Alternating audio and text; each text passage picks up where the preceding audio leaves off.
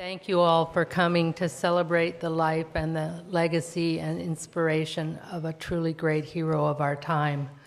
It is an honor to be able to hold this memorial and really celebration and hopefully inspiration for future work.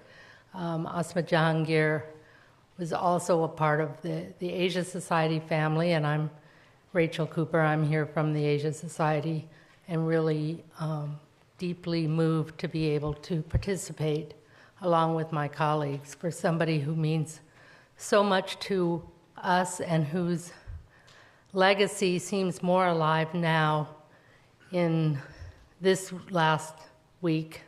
Maybe every week is like this, but I must say, I'm so happy to be able to do something that is about someone's work that is so important in our times.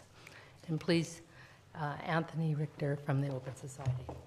Thank you, Rachel. I'm Anthony Richter from the Open Society Foundations, and it's really a deep honor to welcome you all here on behalf of Open Society, its chairman, deputy chairman, president, who are with us here today.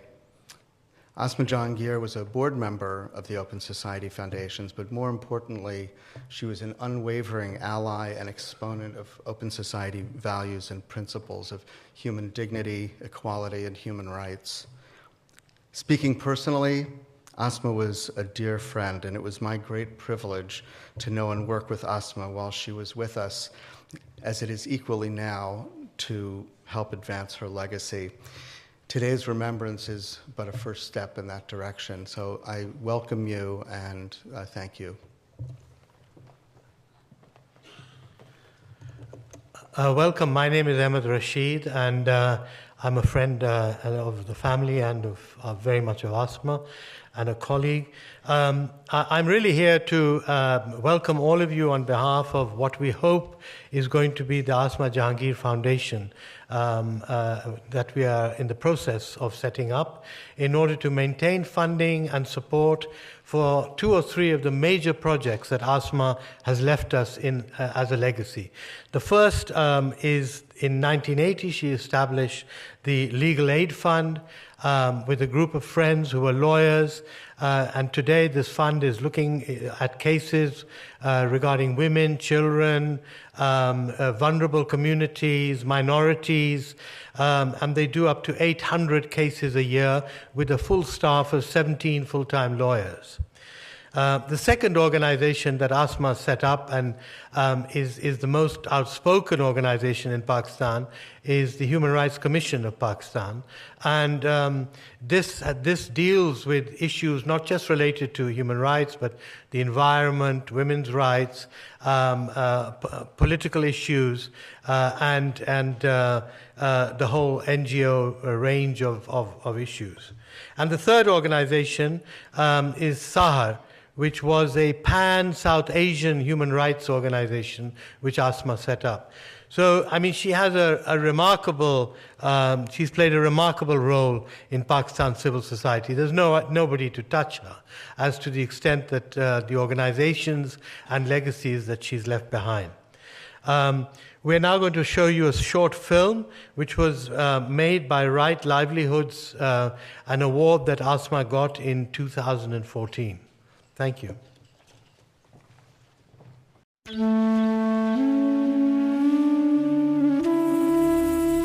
When you start off, there's something inside you telling you to do it.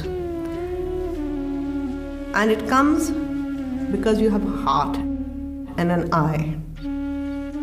And the courage to stand up against those forces, and there are plenty of them, believe me, that do not wish to see people free. Human rights, it's not a job, it's a conviction.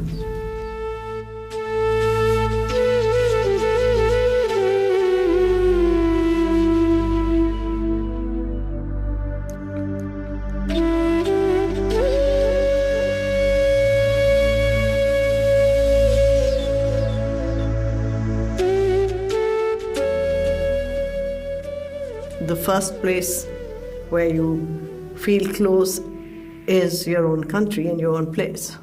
in Pakistan, I realized the work that a human rights activist does has to be very much to be based not just on emotions and heart, but also on solid research.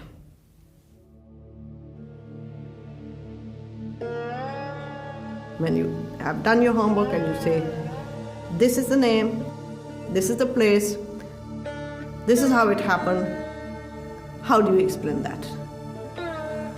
Then we can look them in the eye and say, we are not exaggerating, we are not sensationalizing. What you have done is grave human rights violation. And you say it, people know when you say it with conviction. They know it. I've used the law as an instrument and I've used the courts, but I've been on the streets as well. I've been in protest marches, I've been to prison, I've been in the house arrest. So for each issue and for each incident, there has to be a thought-out strategy. Justice is a rare commodity in our part of the world. Very rare. But sometimes even shouting for justice gives you some satisfaction that you're being heard. And you must be heard. You knock, and you knock, and you knock, and you knock, and you knock. And one day they are going to hear.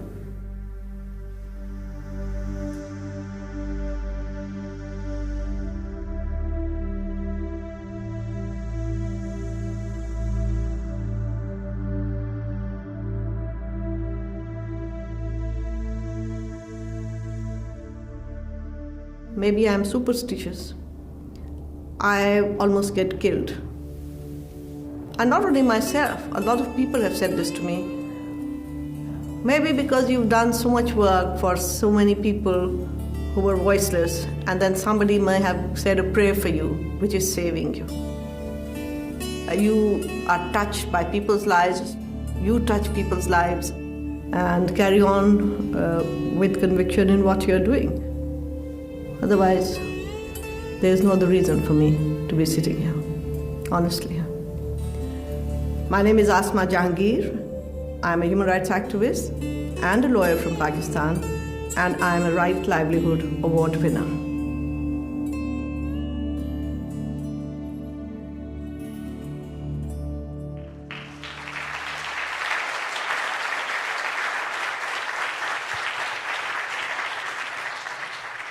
Ladies and gentlemen, that wonderful film about a wonderful woman is in the present tense. That Asma Jahangir is a leading human rights lawyer in Pakistan. Because it's to remind all of us that in some way all of us have to ensure that something called Asma Jahangir still lives, what her family has called the spirit of Asma. My name is Lyse Doucet, a journalist for the BBC and a longtime friend and fellow traveler of Asma Jahangir. And so I also want to thank you, along with the others, for joining us here on this wonderfully warm autumn day in New York, to hold dear all of our warm memories of Asma Jahangir, a woman we will remember today for the next hour or so in so many ways. For some of you, she was a mother. For some, a sister. For all of us, a friend, a fighter. And we want to reflect on all these roles that Asma played in so many lives.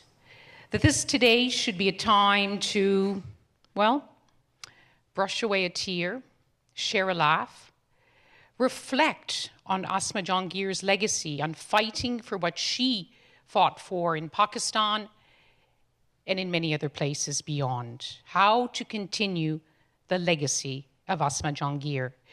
We have some extraordinary speakers on stage, and we want this conversation to include all of you. So I want to begin by asking our distinguished panelists to join me here, Steve and Ayesha and Hina and Philip and Samina.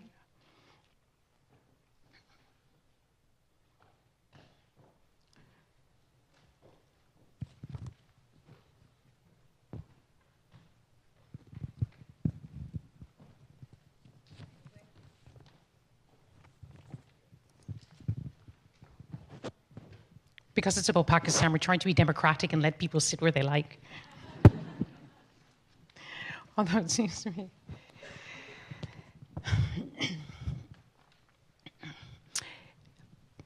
Many of these faces on the stage will be familiar to you, but just to, in case some of them are less familiar to some of you, and not in any necessary order, we begin with Hina Jilani, of course, who was Asma's beloved sister. They set up the first law office for women in the Pakistani city of Lahore. Hina is now an advocate for the Supreme Court of Pakistan. She's the co-chair of the new International Task Force on Justice, and she is also the youngest member of the Elders. Samina Ahmed, not to be confused with Samina Ahmed, the film star, although she is just as glamorous and telegenic. Samina is, like Asma, a woman who has spent a lifetime fighting for human rights in Pakistan. And now she is the project director for South Asia and senior Asia advisor for the International Crisis Group. Ahmed Rashid is still with us on stage. What would Pakistan be without Ahmed Rashid and his very loud voice in support of a better Pakistan, a different Pakistan in a different region, which he does through his writing, his books, and through his advocacy. We appreciate everything that you do, Ahmed. Philip Alston is our man at the United Nations. He's a human rights scholar. He's also an advocate. He has served in various positions in the UN for the last 2 decades, including being asked in 1998 to find a way to ensure better monitoring of human rights within the UN system. And like Asma, he was a rapporteur twice for the United Nations. Ayesha Jalal, we see Ayesha Jalal and we think about her amazing books. Most of all, if I can say, your book about your granduncle, Monteau, who wrote, like nobody else, about the despair and dislocation of partition, but also your writing about identity in South Asia and also about Pakistan. Ayesha is now the Mary Richardson Professor of History at Tufts University. Last but not least, my longtime friend and colleague, Steve Coll and I were both based in Pakistan in the late 80s and 90s when he was the Washington Post correspondent there. He went on to become now the Dean of the Graduate School in Columbia University School of Journalism. His books, I'm sure many of you have read them. They've won the highest prizes of journalism, including Ghost Wars, which won the Pulitzer Prize, amongst others, and his follow-up to that, which is directored as the CIA in America's secret wars in Pakistan and Afghanistan. So a lot of very learned people here today with us, but also people who knew and loved Asma. And we're going to start with just some reminiscences, because the reminiscences about Asma are some of the best reminiscences around. For many of us, she was not just someone to conspire with on human rights, but let's be honest, a drinking buddy, tea drinking, of course, smoking buddy, just a little bit behind the kitchen. Hina, it brings a smile, just a remembrance from you. Life with Asma in the working environment was like riding a roller coaster. So always going up. Yeah, there is so much to say that I can't even begin. But let me say one thing. I think the only thing that I find distinguishes her from many others who are so active in defending human rights all over the world is she had a tremendous capacity to bring people together and to convince them that what she or others like her are fighting for is worth fighting for. And I think that's what built the credibility for her, which today we see so many of the people here who believed in what she did. But one thing I want to say to all our friends over here, human rights defenders today and have always felt very lonely up there. It's not enough that you pay them tributes after they die, or that you slap them on the back, pat them on the back and say you're doing good work. you have to join them. You have to join them. And I think that's one of the messages that Asma's life was for. And I think all the friends over here who knew her feel that way. And Ayesha, you were saying that you just spent a few months in Pakistan and you missed Asma every day that you were there. What did you miss? Well, I mean, she was a maverick as far as putting human rights on the map in Pakistan. I mean, that's the important thing. I'm not talking about human rights in the world, but she put human rights on the map in Pakistan, along with her sister, Hina. They together created the space for a narrative, a discourse, an exchange. A lot needs to be accomplished. But Asma changed things. She touched us all, not just personally. What I miss, I have to confess, obviously I miss my friend, but I miss that voice who changed the national discourse, who could challenge the military establishment, which is very hard to do, and she could do so because she wasn't just a rhetorical human rights activist. She did the homework, which was political. I mean, a lot of people don't understand that it's not human rights rhetoric that gets you anywhere, which is why it's a bit lonely out there. But if you've done your political work, which Asma did, then you are truly successful. And it really, what fascinates me about her is the way in which she was able, from the informal arenas of politics, to exercise influence on the formal arenas of politics. Many people who join politics compromise and can never achieve their goals. But that's what she did brilliantly. And I think that balance is what I miss. And I'm missing her because there's a loud silence. And Samina, you must have turned to her a lot when you were, from your office working on some of the same issues as Asma. I mean, in a very concrete way, you were, going down the same path. Well, to me, the most important thing that I learned, in fact, from Asma was to listen to people. In the work that we do in International Crisis Group, our understanding of complex conflict situations comes from talking to the real stakeholders. And, I've known Asma a very long time in very different ways, from the time that we were in Women Actions Forum together to when Asma was fighting, along with many of us, against dictatorships and for democracy and defending democracy. But when Asma, as a board member, I interacted with quite closely because, the Pakistan reports were very dear to her heart. So she was a great ally. And the one thing that she would always say, the only criticism I ever got for my reports from her is, Samina, did you talk to the stakeholders? I don't hear that voice.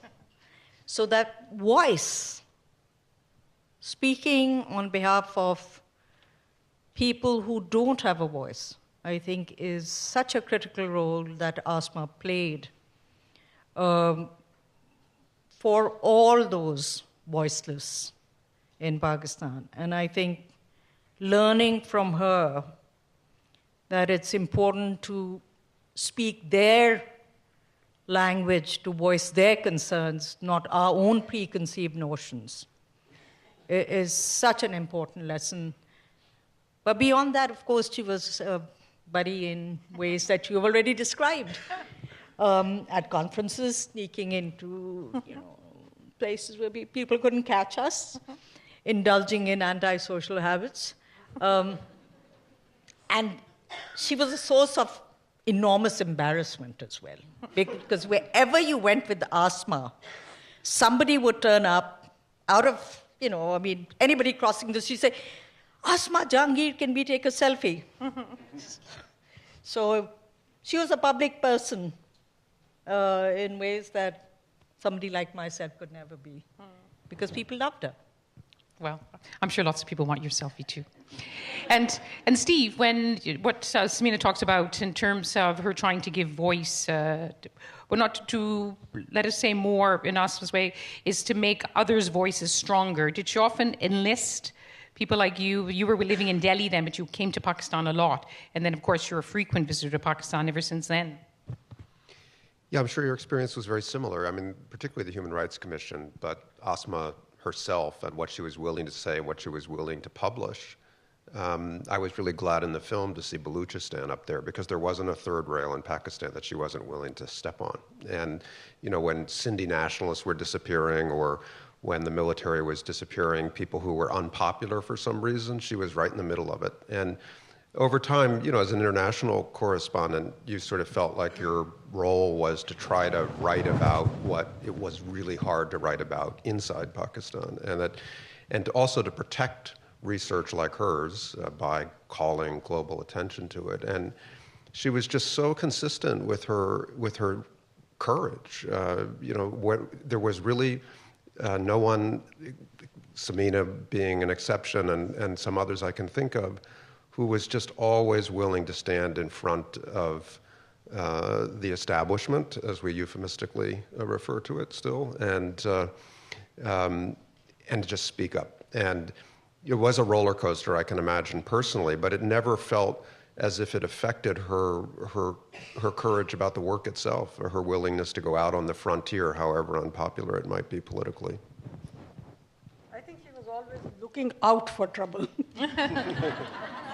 I do think that there were times where she was not so much fearful when there were threats, but more disappointed with the country that she loved so much to not understand why people... I mean, I don't think it was ever fair when there was a direct threat. It was that sense of disappointment and the lack of support for whatever cause she was fighting for at that particular moment.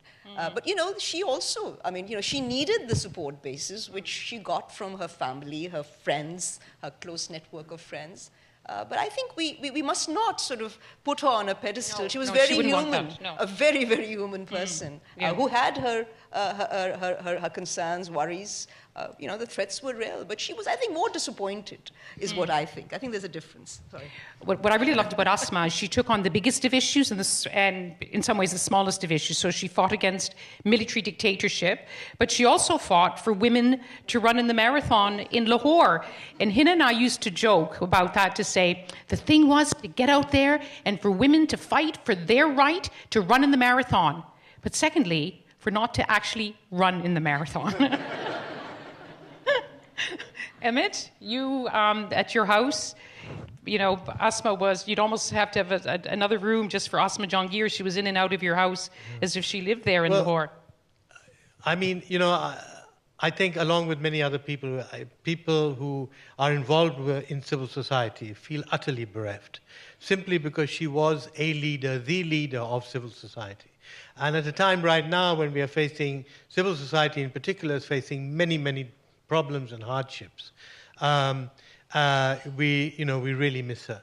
I think secondly, I mean, what people don't appreciate, because Pakistanis are notoriously bad at building and maintaining institutions. This is a woman who built half a dozen institutions.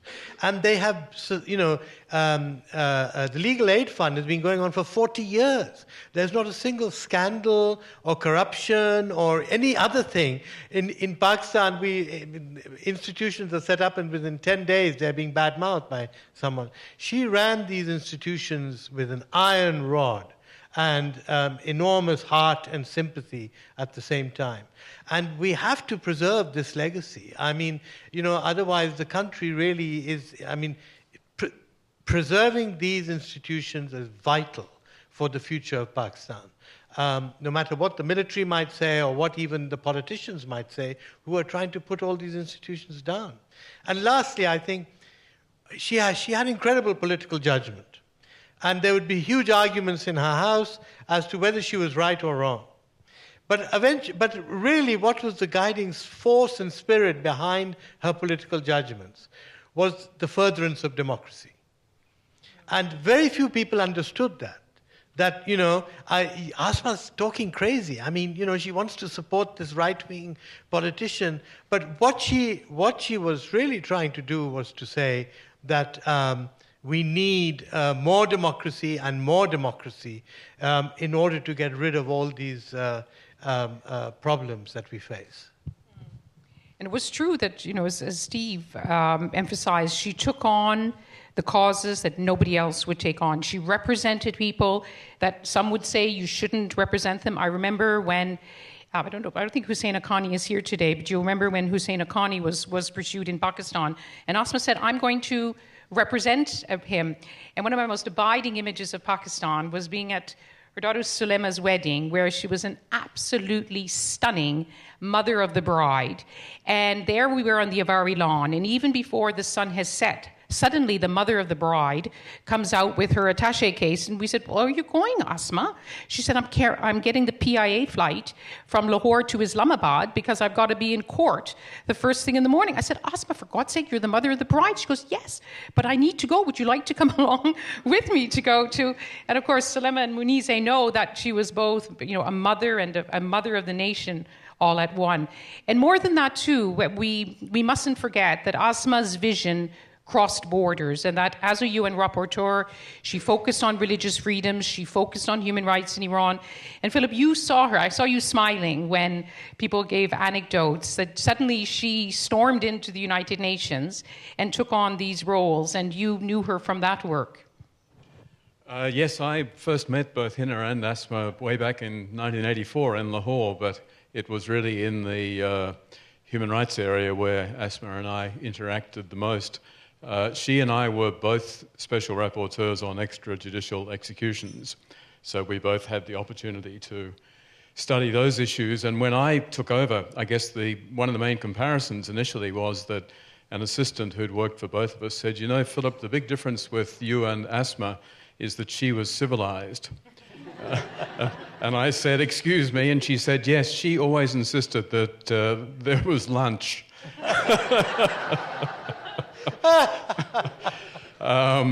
But just a couple of things to mention. There were a huge number of issues in that mandate, but two that stood out. One that Steve has then written so much about was the use of drones. It was Asma who picked that up as a human rights issue, as an issue of extrajudicial executions back in 2003. And the other was sexual orientation. When I first took over from her, I thought sexual orientation was absolutely going nowhere in terms of human rights. But Asma had single-handedly put it on the agenda by just including it in the report.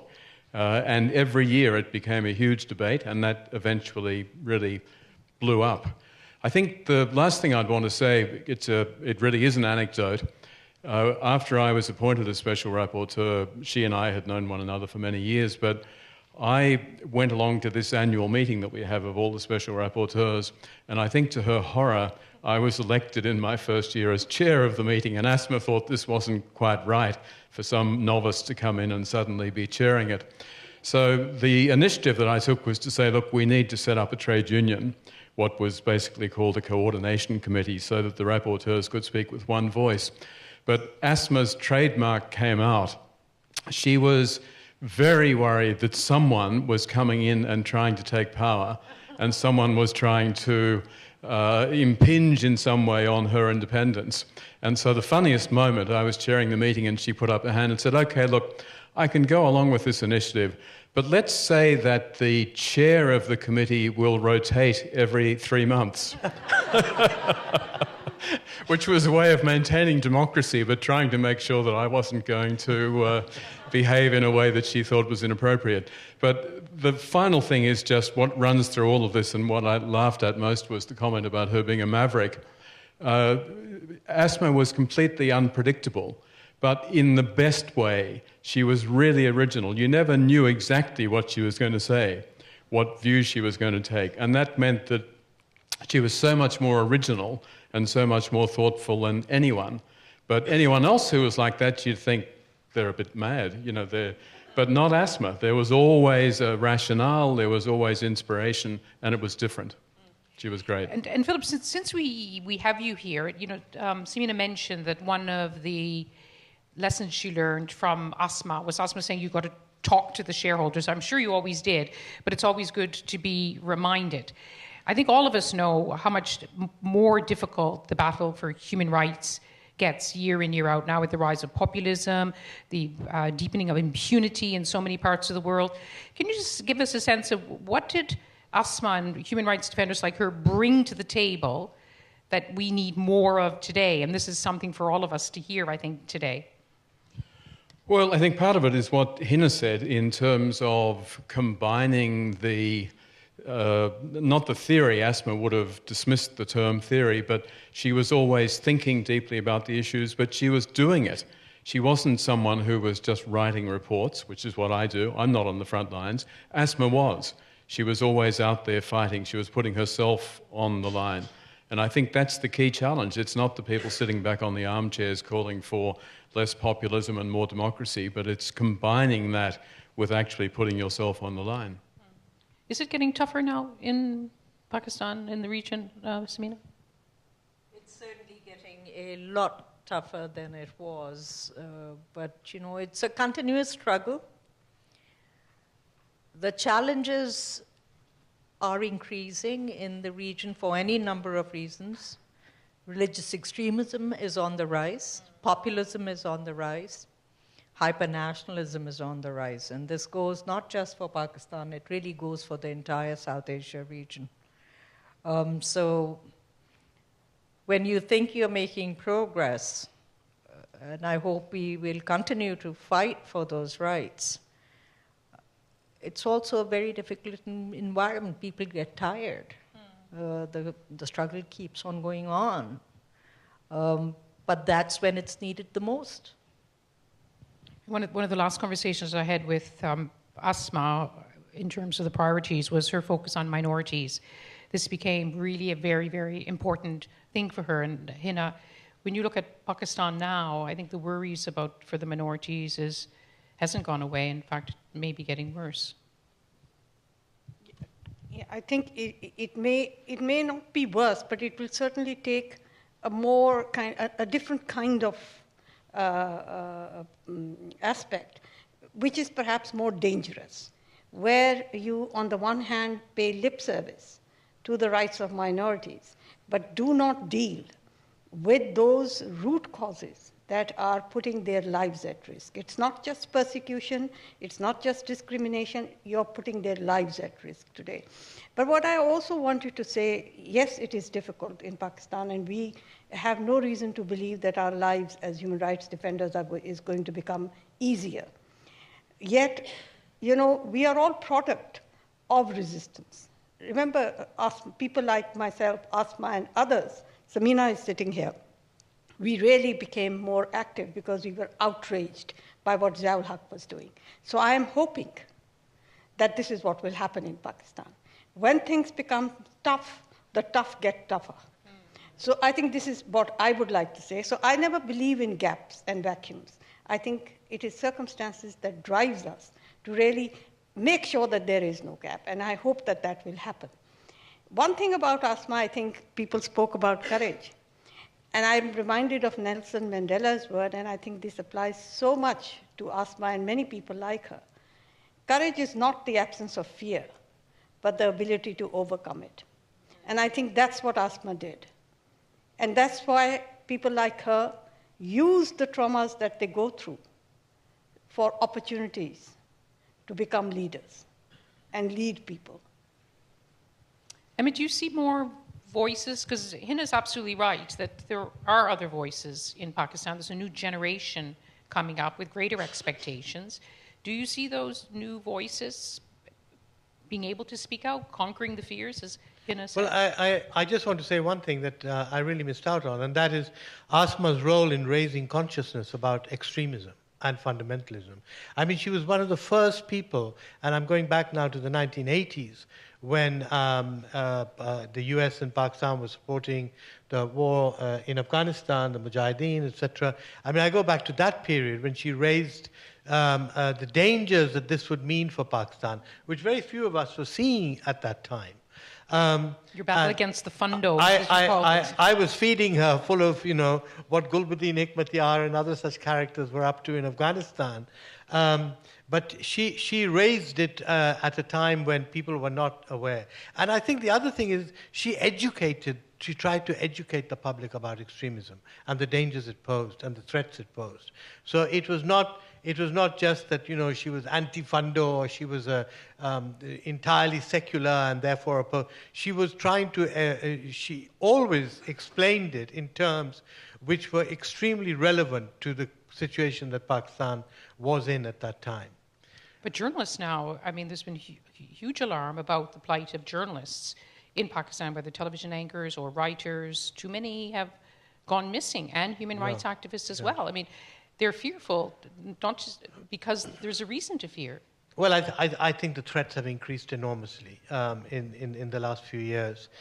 Even under so-called democratic dispensation, even under just this election that took place recently, where they brought in Imran Khan as Prime Minister, we have faced incredible threats against all these marginal groups.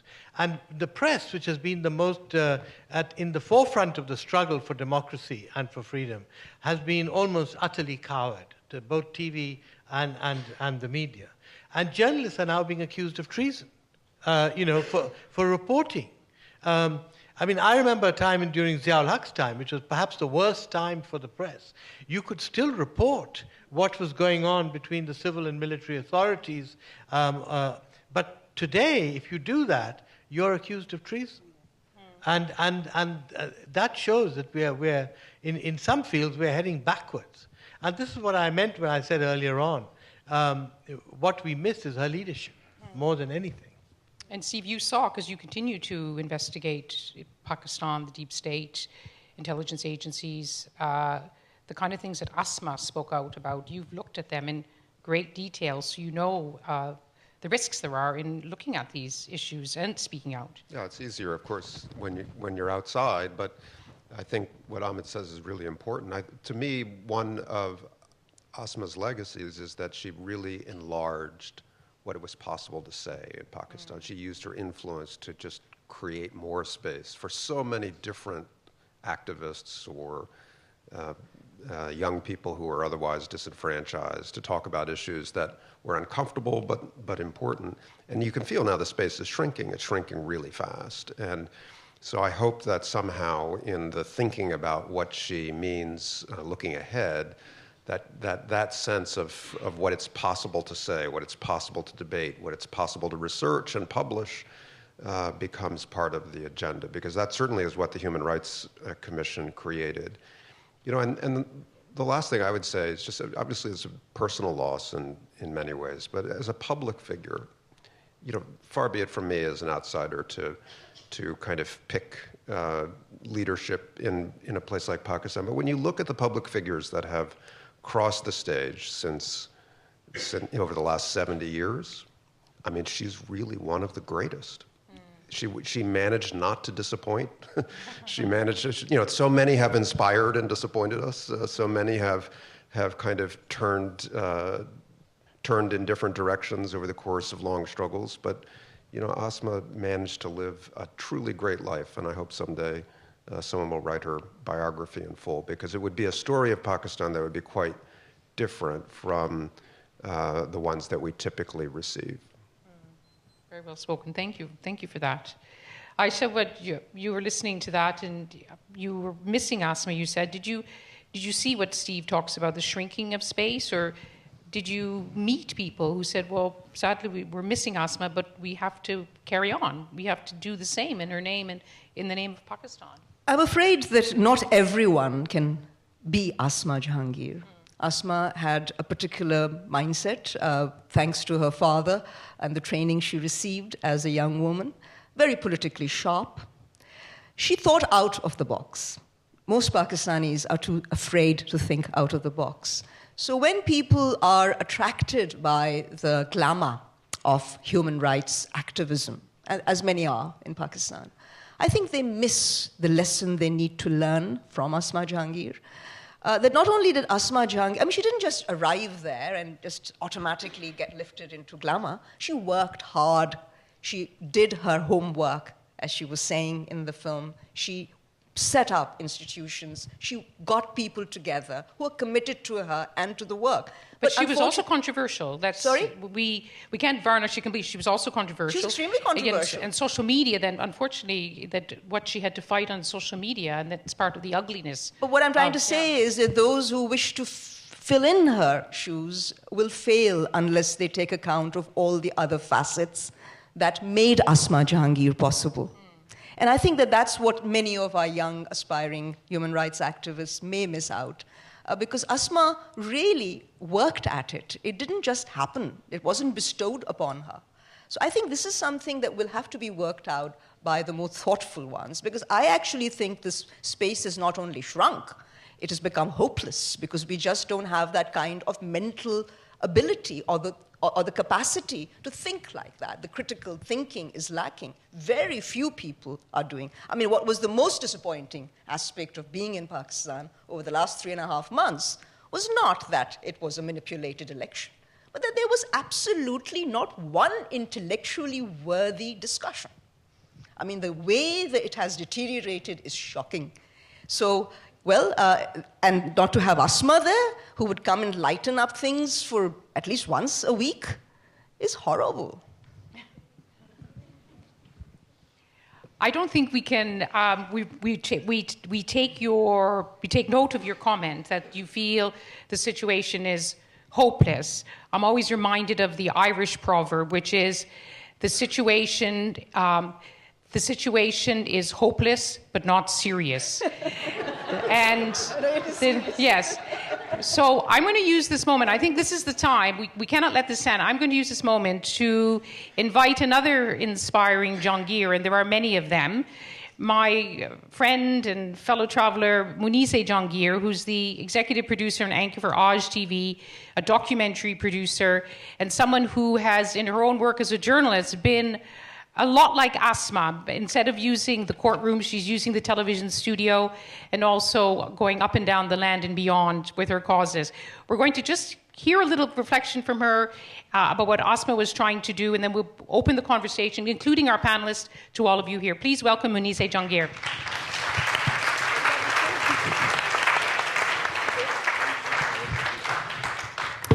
Well, thank you very much, Lise, and these are very generous words, especially coming from you, somebody we have watched and admired over many, many years.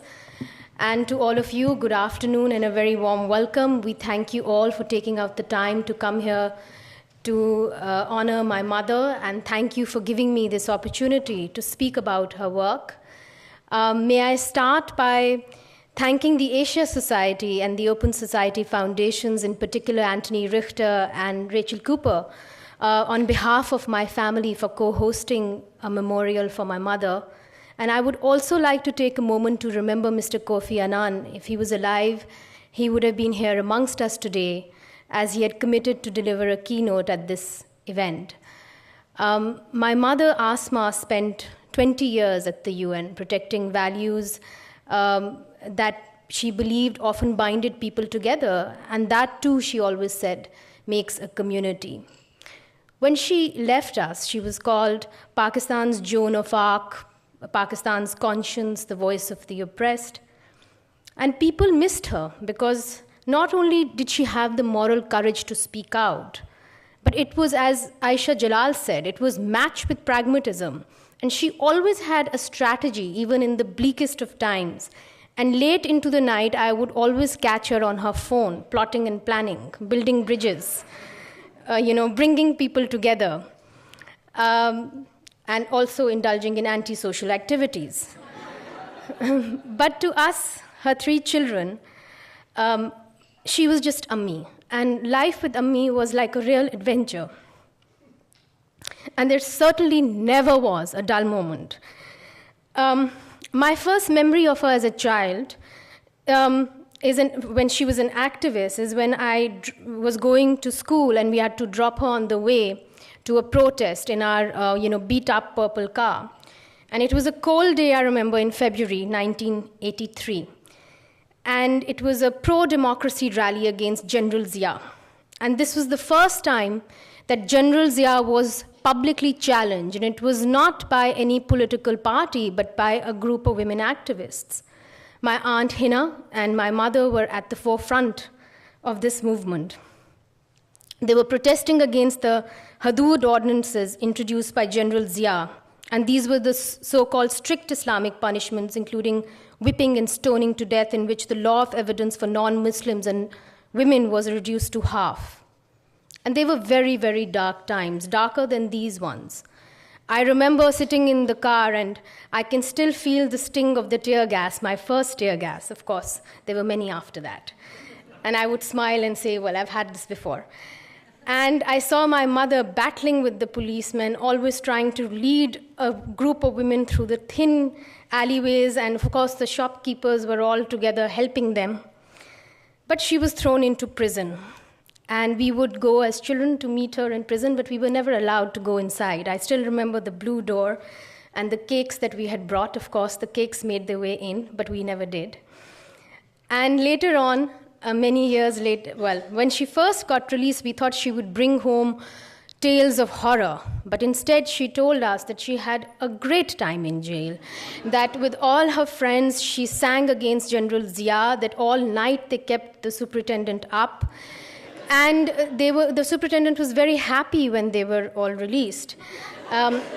She also found women who needed, bail, and she and my aunt together started making bail applications for them. And that's where, the idea came to her that she must work for women in jail. Later on, when I visited one of the jails, one of the TVs that was at our house was in jail there. They were all very grateful, and they gave me a standing ovation when I came in. Many years later, the superintendent jail, of course, came to my sister's wedding, and all the other women were sitting, all her jail buddies were sitting next to him and saying, remember when you gave us such bad food, never allowed us the cakes? Well, now look where you are enjoying, our daughter's wedding and eating good food. So she really never missed anybody, even in adversity. She remembered everyone, and they were always invited. Later on, when I was much older, she explained to me that she was very fearful for her life, that there was instructions that she and my aunt would be made an example of, that they would be sent to a high-security prison, and they would be humiliated. And she told me a story, a personal story of how she was humiliated, but she kept a brave face because she knew she had to go on, and she needed our support. When I was in school, she took up the case of a 12-year-old Christian boy, Salamat Masih. Some of you may already know of this. He was wrongly accused for blasphemy, a crime in Pakistan punishable by death. And at the time, many were clamoring for his death, even on television. And at the heart of the dispute was actually property. And during this case, my mother was maligned, she was assaulted, she was threatened, her car was smashed. She was threatened even in court. The Salamat Masih's uncle was killed in the premises of the court. But she stood firm. And despite the fact that in the courtroom there was like a crowd of just menacing protesters chanting death, death, death to Asma, in the middle of all this, 5 foot nothing, she stood firm and she completed her arguments. I asked her why she did this, because later on our family was attacked and we all suffered. And she said, I had to take that boy's case because he's the same age as your brother. And he said to me, let me hang. Why are you so keen on protecting my life? Because if I hang, I can save the rest of my family. Let me be the sacrificial lamb. My mother said, I saw that courage in that 12-year-old boy, and I thought, how could I have not the courage to defend him? She was called a heretic. She was wrongly accused of blasphemy, and it appeared in a newspaper at that time. So, as someone said, she was always plotting and planning. To me, she was almost like an Indian film hero where, you know that right now he's down and out, but there will always be a time where he would fight back. And no matter what you do, there will be this music, and there he will be back, and there will be a plan. So she got us into the car and drove us to this media guru's house and left us there with our nanny and called him up. And I said, since you have given my name and I have been accused of blasphemy and my life is under threat, you might as well start looking after my children because I won't be there. And, so either you retract and you have my version put in next morning, otherwise my children are here, you can keep them. So his wife, of course, said, this is ridiculous, you have to allow her space tomorrow, and he did.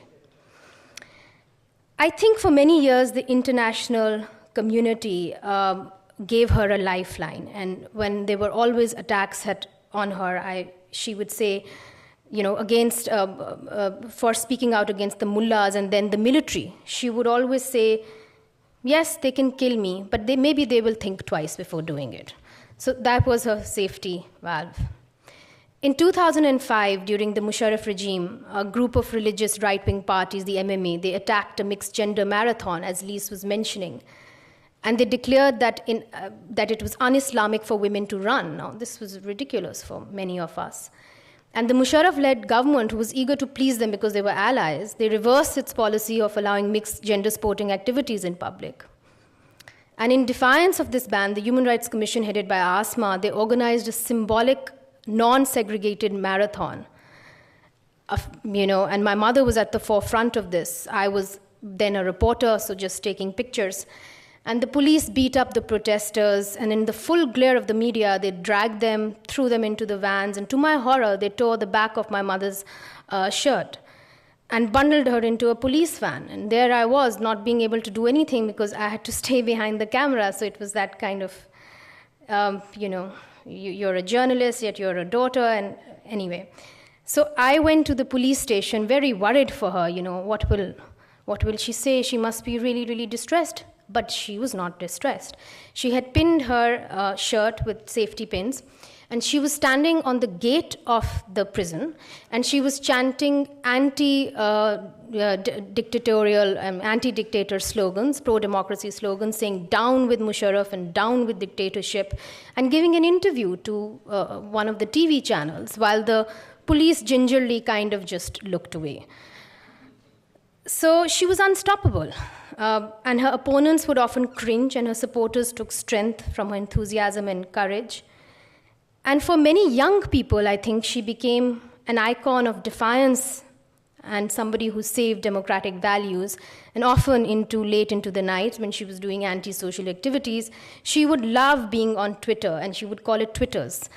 And she would always respond to, not all the time to criticism, but she had a strategy, and she did respond, and she really was followed by a lot of people. And, when somebody said she was unpredictable, I think, Philip, you said she was unpredictable. She was very unpredictable. We never knew what she was going to say on Twitter, so she had a massive following. But it was really she transitioned from activist to mainstream when she won the Supreme Court bar election. And she became the first woman president of the Supreme Court bar after a very, very long, hard fight. The same newspaper published many things against her. But she went to each supporter's or opponent's house and begged them to give him, she was unrelenting. She sat there till they agreed to vote for her. But like every woman, she was always self-doubting herself, and the night before we did write a defeat speech, But when she won, and the TV was showing it as a cricket match, she called me up and she said, thank God we didn't have to read the defeat speech because it was bad anyway. So she believed that human rights were intrinsically linked to democracy, and in order to have equality, democracy must be the prerequisite. And therefore, she believed that an independent bar was essential to an independent judiciary. She was very, very disappointed with judicial activism, and it undermined democracy, she said. And she said that the duty of the judges is to provide justice to vulnerable groups, not just become the tool of the military and religious bigots. So in the last few years, she did spend a lot of time doing bar politics. And together with the Supreme Court Bar Association, and the AGHS Legal Aid Cell, which my mother and my aunt together co-founded, we are holding a conference titled Justice for Empowerment in Lahore on the 13th of October to discuss obstacles to access to justice and challenges to implementing laws protecting rights of citizens. When she died, we hardly had any time to grieve. There were thousands of people who poured in to mourn her. There were Pakhtun students who were slapped with anti-terrorism charges just because they protested in their campuses. There were poor women whose cases were pending for years in courts, bonded laborers, and they all were desperate now who will come and help them, because in Pakistan there is very little free legal aid. Well, luckily, my mother believed in building institutions.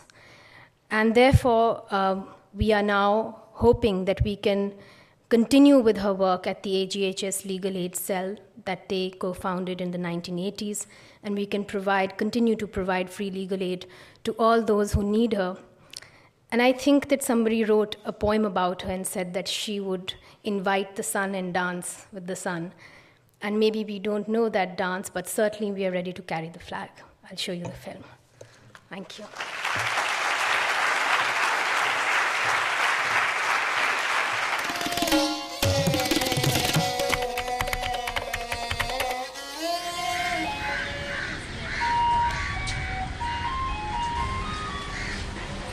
हम मीर के साथ आए थे कि madam हमें अपनी बहन का इंसाफ चाहिए, क्योंकि हम 5 भाइयों की एक बहन थी. हम कहते हैं कि ये हमारी बहन का हमें इंसाफ मिले बस.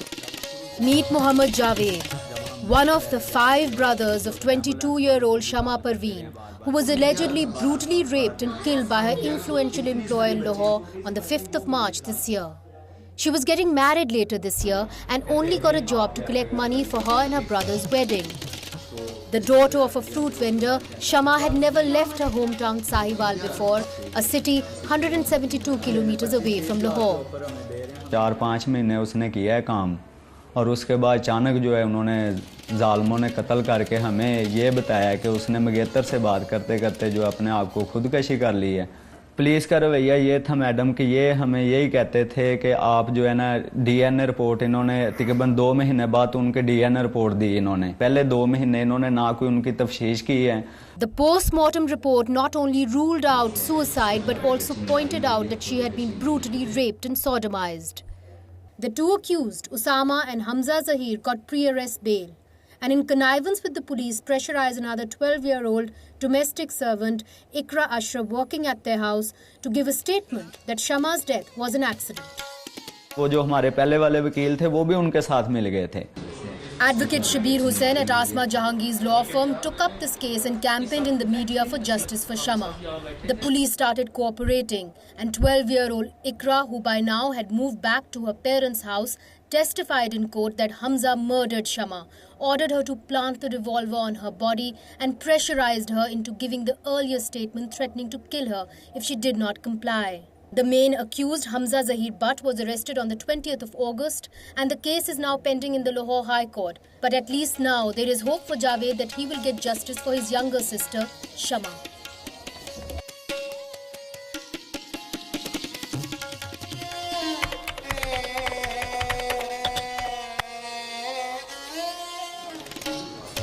Ghulam Rasool has been coming to Asma Jahangir's law firm for the last 3 years.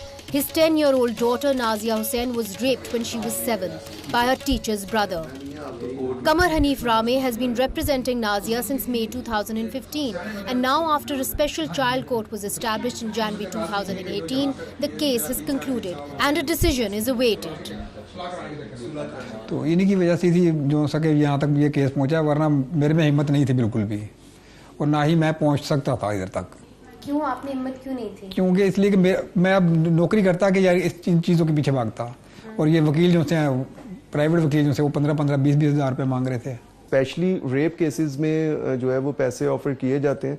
Actually ये एक माइंडसेट है हमारी सोसाइटी का, क्योंकि यहाँ पे ये समझा जाता है कि शायद जिसके पास पैसा है और जो पैसे और वो पैसे के बलबूते पे हर बंदे को खरीद भी सकता है.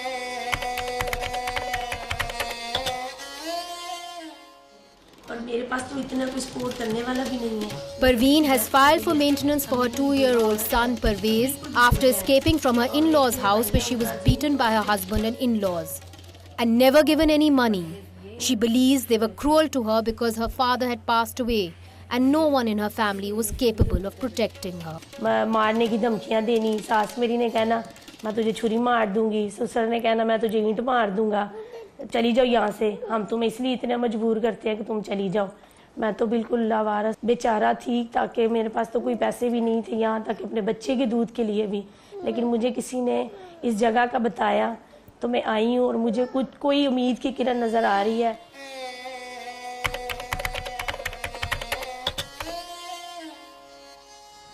And then there are the 6 sisters, the big success story of this law firm this month. Their brother and uncle together usurped their large agricultural land on gunpoint after their parents died. हमारी ज़मीन जो जब्त की गई, उसमें उन्होंने कहा कि ज़मीन तो हमारी है, हमारे बाप दादा की है, आप कौन होते हो पूछने वाले। बहुत ज़्यादा मुश्किलें आई हमें इस काम में। हमारे खामदों ने हमारा साथ नहीं दिया, भाई ने ससुराल वालों को अपने साथ लगा लिया और हमें अपने घरों में भी सुकून से रहने नहीं दिया कि ये राइट लेने के लिए निकलेंगी तो इनको घर में जो ससुराल की तरफ से तकलीफ मिलेगी तो ये बाहर ना जा सके। Halima approached Asma Jahangir's law firm and after a tough 3-year battle in court, just this month they got their legal right in possession of their land. ये कह लें कि हम कखों के थे और लाखों के हो गए। हमें अपने ससुराल में आके हम जो है ना वो बस ये कि कह लें कि पहले कोई कदर नहीं थी, इसके बाद हमें राइट मिलने के बाद हमारी कदर हुई है। माँ भी चाहेगी कि मैं भी अपना हिस्सा बेटे को ही दूं, वो भी बेटी के हक में नहीं जाती। ये पूरा पाकिस्तान में अदालतें भी इस बात को उन्होंने भी मान लिया है कि ख़वातीन को उनका हिस्सा मिलना चाहिए हर लिहाज से। और ये चूँकि स्टार्ट हमारा AGHS ने ही लिया था। इस ऑफिस में आने के बाद हमारी बैकबोन बन गई। अब हम बेयारो मददगार नहीं हैं।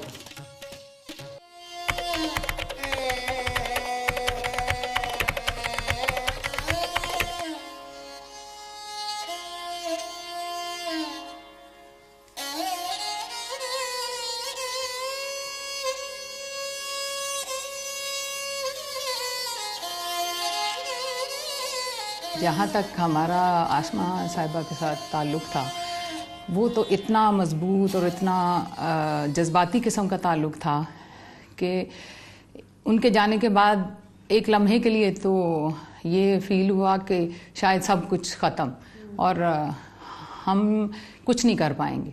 लेकिन अगले ही लम्हे उनका वो पुरअज़्म चेहरा, उनकी वो चमकती आँखें, उनका वो औरतों के लिए जज्बा काम करने का, औरतों के लिए उनकी सोच और हमें जिस तरह उन्होंने ट्रेन किया कि एक औरतों को के लिए आपने किस तरह काम करना है, उसने हमें इतनी हिम्मत, इतना हौसला दिया कि हमने फिर सोचा कि बीबी को याद रखने का, आसमा बीबी के साथ अपनी मोहब्बत, अपने लगाव के इजहार का बेहतरीन तरीका यही है कि हम उनके इस मिशन को ज़्यादा जज्बे से लेके आगे चलें। हम AGHS की जो टीम है, हम उनकी फैमिली की तरह से, बल्कि मैं कहती हूँ कि फैमिली से भी ज़्यादा थे। वो अपनी ज़िंदगी का प्राइम टाइम उन्होंने हमारे साथ गुजारा। Well, obviously, AGHS was only synonymous to Asma Jahangir's name. And, you know, I joined her in 1997. I hadn't even completed my law degree then. This office has 34 staff members and 16 of them are lawyers, you know. And the following day after she passed away, everybody reported to office with the mindset that they will take this mission forward. Not even a single staff member has left this office since she passed away, you know. So the mission is going forward very well. In 2017, we provided free legal aid in 583 cases. From January to June, we had done in the last year 157 cases. And from this year, we've done 140. So there's been like a shortfall of 17 cases. That is attributed to the month of February when she passed away. But in July and August, our caseload has doubled. Primarily, we work on family cases like, you know, divorce, maintenance, custody of children, habeas corpus also, where fathers take away the children and everything. Then we do provide free legal aid in criminal and civil cases. But most importantly, our clientele are just the women and the children. And also the marginalized. हम जेलों में ऐसी ख़वातीन और बच्चों को कानूनी इमदाद फराहम करते हैं जो कि पैसा ना होने की वजह से या वसाइल ना होने की वजह से अपने वकील नहीं कर सकते और अपनी ज़मानत नहीं कर सकते। उसके अलावा मैं हेल्पलाइन के लिए काम करती हूँ और हेल्पलाइन पे पाकिस्तान के तमाम एरिया से लोग हमें कॉल करते हैं और अपने मसले का हल पूछते हैं। एक साल में तकरीबन हम 250 ज़मानतें करवाते हैं बच्चों की और ख़वातीन की। There's no government regulated or government-funded human rights department or organization in Pakistan. We're actually the forefront of human rights defenders in Pakistan. आसमा जहांगीर हर औरत के रूप में जिंदा है, हर बच्ची की आंखों की चमक की सूरत में जिंदा है, हर काले कोट में आसमा जहांगीर जिंदा है.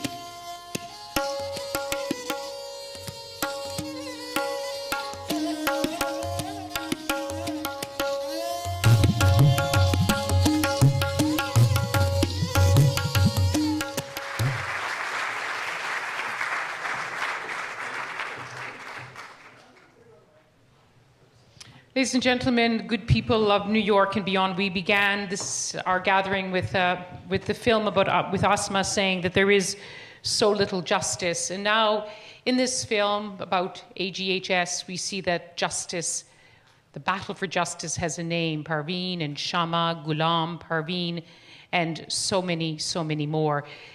You can find, when you leave our gathering today, there's a leaflet, a flyer outside telling you a little bit more about what AGHS is all about, the Legal Aid Cell. And if you would like to contribute, there's ways in which for you to add your support, whether financial or otherwise, to keep Asma's work going. I think I speak for all of us in thanking Munizae, where are you sitting? Munizae, for your sharing your wonderful, warm anecdotes about your mother and you being on the other side of the camera and your mother being taken to court, taken to prison. We should also note that Sulema is here. Her mother would be proud of Sulema, as well as solicitor who's practicing both in Pakistan as well as in the courts in Britain. Sulema's Twitter feed describes herself as a freedom-loving lawyer and Pakistani, and I think that sums up all of us today, freedom-loving people. And I would be remiss, TJ, where are you sitting? TJ, not just the great man behind a great woman, but a great man who stood beside a great woman. Our hearts join yours today, TJ. Thank you so much for coming to be with us here today.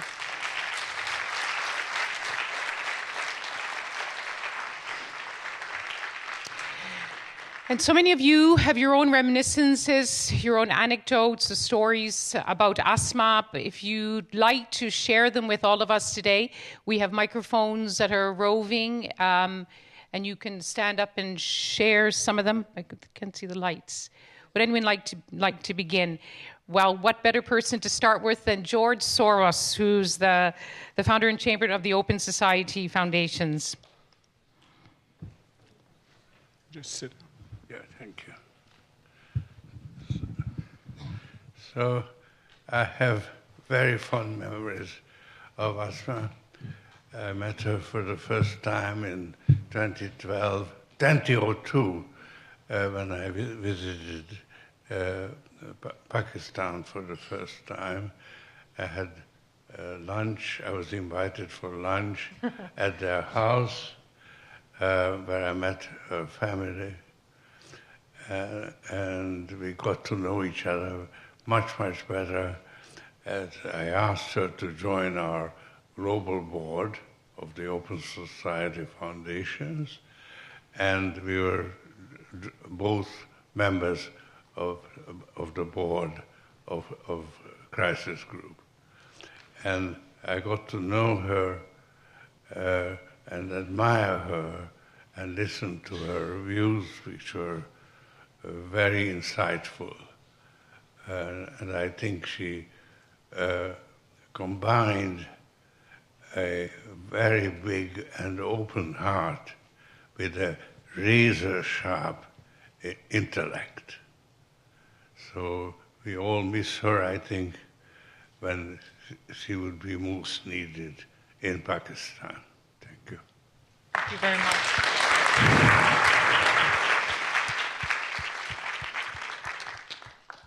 I think George Soros reminds us about how Asma so often played host to so many of us non-Pakistanis who went to Pakistan and were, of course, embraced and given this extraordinary Pakistani hospitality.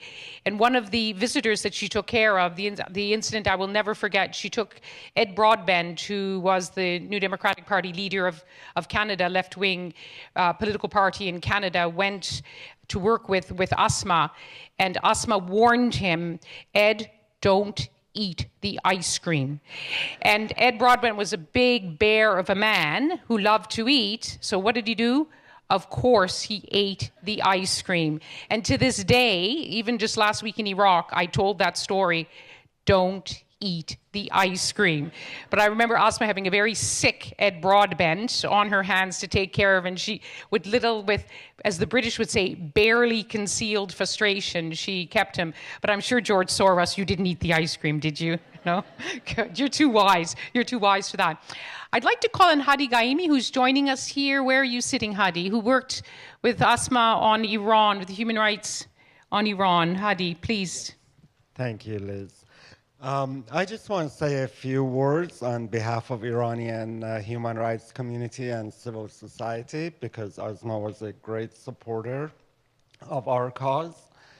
She also was and is a role model for many Iranian activists, as a lawyer who went to court, as an activist who went to protests in the streets, and as an advocate who was in public limelight and put her life online too, and stayed in Pakistan regardless of the challenging environment all these years. So I just want to recall especially June of 2009, when there was a disputed election in Iran on June 12th, and huge protests erupted, and then within a few days the country shut down, and hundreds of our colleagues and activists were put behind bars and rounded up. The international community was in that first week kind of in a confusion of what is happening in Iran. No one really knew. And who did I hear from within less than a week of those events was Asma, who reached out to say that, how can we help? How can we express our solidarity? And especially that voice coming from the region, from a neighboring country, was very important for us. And she actually helped us to come up with an idea to initiate a campaign, an international action, that then she immediately, the same day, took on distributing it to her colleagues and networks and signing on to it. But I just want to say how impressive it was that regardless of all her own challenges and issues and international commitments and being a UN Special Rapporteur, I knew how busy she was, and yet she was one of the very first people who reached out and helped us out. And of course, during the last months or year of her life, we were honored that she was appointed the UN Special Rapporteur on the situation of human rights in Iran, which made her pretty widely known in Iran because of the reports she produced, and again, being a strong, charismatic Muslim woman, how much it meant to Iranian people that she was advocating. We terribly miss her, but her legacy lives on, and we learned a lot from her, and we hope to continue her path. Thank you. Thank you so much, Hadi.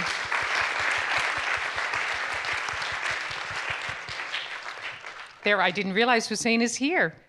It's okay. Well, I'm Hussein Haqqani, former Pakistani ambassador to the United States and subsequently a traitor in Pakistan by the definition of the Pakistani military. Asma appeared for me in court the day before she passed away.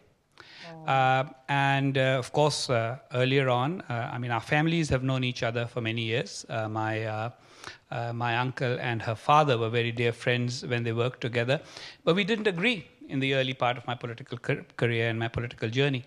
And when we finally did find a convergence of perspectives, we never looked back. We remained friends.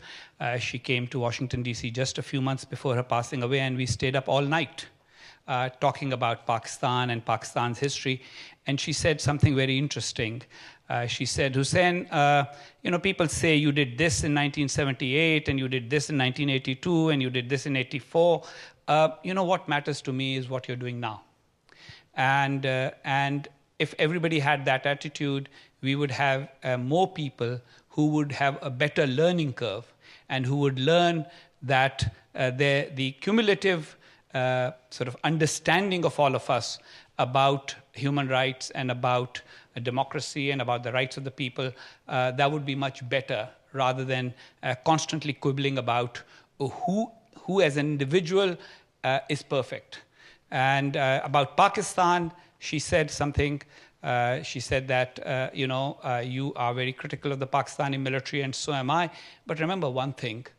eventually we will be the ones who will prevail. So while she may not be alive to see that, I am quite certain that the day will come when the people of Pakistan will be able to tell the Pakistani military and the Pakistani elite that their worldview is severely flawed, and the country belongs to the poor people for whom Asma fought all her life, both by legal means and by political means. And she refused several times. Benazir Bhutto sent a message to her once through me to become a senator, and she said, you know what, the Pakistani political system is so polluted that I think I will hurt myself as well as you, because I will never be able to make the compromises you guys make who are in the system. But at the same time, I will also hurt myself. So let me be the person who stands outside the system, pointing out the flaws of the system. I and my wife, Farhan Isfahani, we will miss her, and we will miss her particularly for all the effort she put in on our behalf. She took up my case at a time when the Pakistani media had already convicted me. And she stood up to the Pakistani Supreme Court. She stood up to the Pakistani military. She made sure that I was able to leave Pakistan and come to the United States.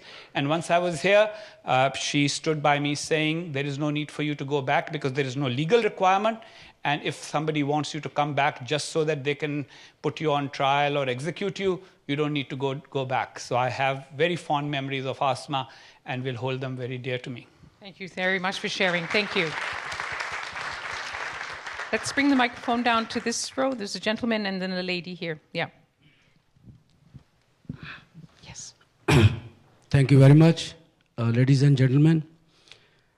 We learned a lot of good things about precious work. Tell us who you are, sorry. My name is Farooq Mirza. I'm a journalist. I'm president of Fourth Pillar, a media watchdog, based in US. We learned a lot of precious things about Asma's work, but one thing we are ignorant about that. She fought for innocent Kashmiri people, and the last interview she gave to BBC, and she protested against the use of pellet guns, and a lot of men and women and children, they got hurt. And I think when we talk about the human rights in that part of the world, we cannot ignore that the Kashmir, and you see the world is looking at that, the different difficult scenes, and it's hard to believe the men and women, they are suffering. I think the daughter, she's a great daughter. She should also tell the stories of the Kashmiri people. She fought for that. Secondly, Mr. Hussain, you said you are a traitor in Pakistan. We do believe until you go to Pakistan and prove yourself. Okay, this is Richard. This is about Asma Jahangir. No, Thank please, this is about Asma Jahangir today. Thank you very much. Thank you. Do you want to? Just remember, we're here gathered in Asma Jahangir's memory, and let's keep to this. Thank you. Yes, I'll get them. Yeah. Yes, I've seen them. Yeah. My name is Shazia Rafi, and in the period that I knew and interacted with Asma, I was Secretary General of Parliamentarians for Global Action. At the time when Navi Pillay was about to leave her post as the UN High Commissioner for Human Rights, the NGOs that had been working on the International Criminal Court, we talked about potential candidates, and Asma's name came up. I was going to be going to Pakistan, and the convener said to me, why don't you sound her out? So I met informally with her, and her immediate reaction was, no, I am needed here. The work I'm doing here is much more important for human rights. And then because she had a sense of humor, she chuckled, and she said to me, you know what the establishment did to you during your election for the IPU? You can't imagine what they would make of me if you did that. So please don't put up this nomination. Thank you, Shazi, for sharing that. So there's two hands up in the back. We have about 5 minutes left, so I think there's enough time for two.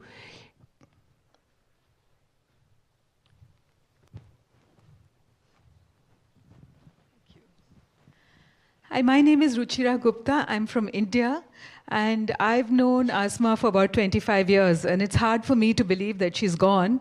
And a lot of the things that we used to talk about in snatched conversations, emails, have come true in both our countries. And she used to keep telling me that India is going to become like Pakistan. And you have to watch out. And that's exactly what's happening right now. Journalists are being attacked. And some, Ahmed Rashid spoke about how journalists have charges against sedition. Same thing in India. There's censorship. And I miss Asma, because we could talk across the borders on different things, and already her loss is acute. At a moment like this, we used to talk about peace, we used to talk about how we could organize together and take on this menace of militarized politics together. And it's going to be hard right now when she's not there, and the struggle is going to be a much bigger struggle than we imagined.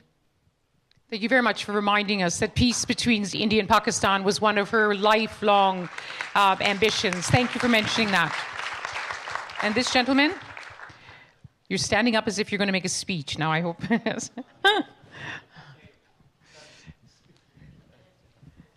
Anyway, my name is Hassan Mujtaba. I'm a journalist and writer. And in a country where Sabine Mahmood got killed immediately after hosting a program on Balochistan, I couldn't have reconciled that Asma died a natural death. So my remarks or comments are that Asma was not all about the ice cream loving people or the liberal elite. She was the voice of actually have-nots, the real have-nots, the coolies, the so-called untouchable people of Sindh. She got freed, the Hari, the peasants under the private jails, and the missing persons, the victims of enforced disappearances, Sindhi people and the Baloch people, they really orphaned after Asma. And Asma was the antithesis to the three-letter word ISI, and she was really a real patriot, and we all are. If she is a traitor, we all are traitor. And I don't see any human rights defender in Pakistan who really stand up in the face of state terrorism against the journalist Cyril Al-Maida. Thank you. Thank you very much.